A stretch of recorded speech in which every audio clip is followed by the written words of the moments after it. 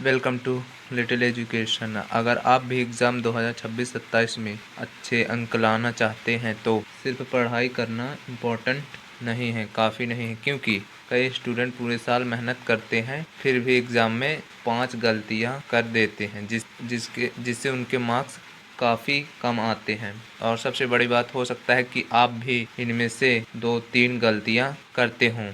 Video को अंत तक ज़रूर देखना, क्योंकि 5वीं गलती बहुत सारे स्टूडेंट करते हैं। तो हमारी पहली गलती क्या कहती है? पहली गलती नंबर 1 क्या कहती है? बिना सिलेबस देखे पढ़ना। यह गलती सबसे बड़ी और पहली गलती है। जो चैप्टर आया पढ़ना शुरू कर दिया, लेकिन रुकिए, एग्ज़ाम की तैयारी करने से पहले आपको अपने ऑफिशियल सलेबस और मार्किंग स्कीम को समझना चाहिए। क्या कैसा है? 2026-27 के लिए एमपीवीएससी ने क्लास 9th to 12th तक का सलेबस और अंक योजना उपलब्ध कराई है। इसलिए रैंडम यूट्यूब वीडियो देखकर पूरा सिलेबस मत बनाओ। पहले सिलेबस देखो, फिर चैप्टर्स पढ़ो, फिर प्रायोरिटी, फिर पढ़ाई। और याद रखना, जिस स्टूडेंट को सिलेबस पता है उसकी प्रिपरेशन ज़्यादा और फोकस्ड होगी। लेकिन सिलेबस पता होने के बाद भी एक गलती ऐसी है जिसकी वजह से पढ़ा हुआ याद नहीं रहता। गलती नंबर 2, सिर्फ पढ़ना, रिवीजन न करना। बहुत से स्टूडेंट का रूटीन होता है, आज चैप्टर पढ़ा, कल दूसरा चैप्टर पढ़ लिया, फिर तीसरा। एक महीने बाद पूछो तो पहला चैप्टर याद है? जवाब होगा थोड़ा थोड़ा याद है, क्योंकि पढ़ाई हुई थी लेकिन रिवीजन नहीं हुआ था। जो आज पढ़ा उसका छोटा रिवीजन आज ही करो, फिर कुछ दिनों बाद दोबारा। और एग्ज़ाम से पहले फाइनल रिवीजन। आपका लक्ष्य सिर्फ चैप्टर खत्म करना नहीं है, लक्ष्य होना चाहिए कि याद रखना होना चाहिए। अब आती है वो गलती जो टॉपर्स स्टूडेंट भी करते हैं। इसका नुकसान सीधे एग्ज़ाम हॉल में होता है। गलती नंबर 3, क्वेश्चन की प्रैक्टिस कम करना।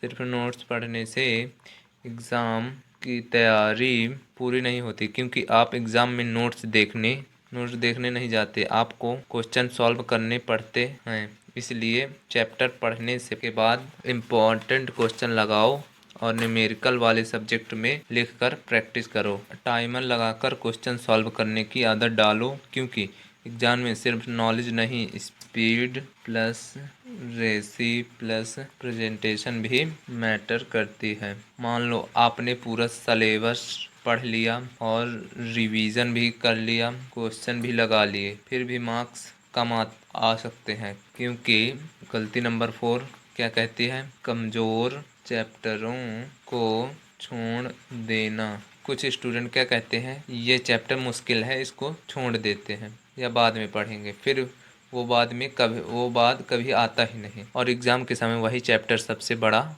डर बन जाता है। इसलिए अपनी प्रिपरेशन को 3 हिस्से में बांटो। स्ट्रॉन्ग चैप्टर इन्हें करो और एवरेज चैप्टरों से अच्छे मार्क्स निकालो। तीसरा, वीक चैप्टरों को थोड़ा थोड़ा इम्प्रूव करो। याद रखो, कमज़ोर चैप्टर को छोड़ना आसान है, लेकिन उसे थोड़ा थोड़ा करके मजबूत करना ज़्यादा फ़ायदे है। और अब आती है वो गलती जो देखने में छोटी लगती है, लेकिन एग्ज़ाम के दिन आपका पूरा टाइम मैनेजमेंट बिगाड़ सकती है। वो गलती नंबर 5, एग्ज़ाम जैसी प्रैक्टिस ना करना। यही सबसे बड़ी गलती होती है। घर पर क्वेश्चन सॉल्व करते समय हमारे पास कोई प्रश्न नहीं होता, मोबाइल पास में है, बीच में ब्रेक ले लिया, आंसर देखने का मन किया तो आंसर देख लिया, लेकिन असली एग्ज़ाम में ऐसा नहीं होगा। इसलिए एग्ज़ाम से पहले कभी कभी पूरा पेपर टाइमर लगाकर सॉल्व करो। इसी तरह बैठो जैसे एग्ज़ाम हॉल में बैठोगे। पेपर पढ़ो, टाइम डिवाइड करो, आंसर लिखो और अंत में खुद को चेक करो, कहाँ टाइम ज़्यादा लगा, कहाँ असली मिस्टेक हुई, कौन सा क्वेश्चन नहीं आता। यही प्रैक्टिस एग्ज़ाम के दिन आपको कामयाबी। एक बात हमेशा याद रखना, टॉपर और एवरेज स्टूडेंट के बीच सिर्फ मेहनत का फ़र्क नहीं होता, बल्कि मेहनत करने के तरीके का फ़र्क होता है।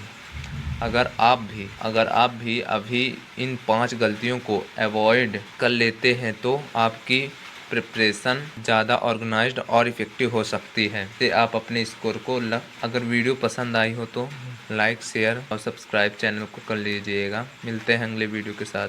Thanks for watching.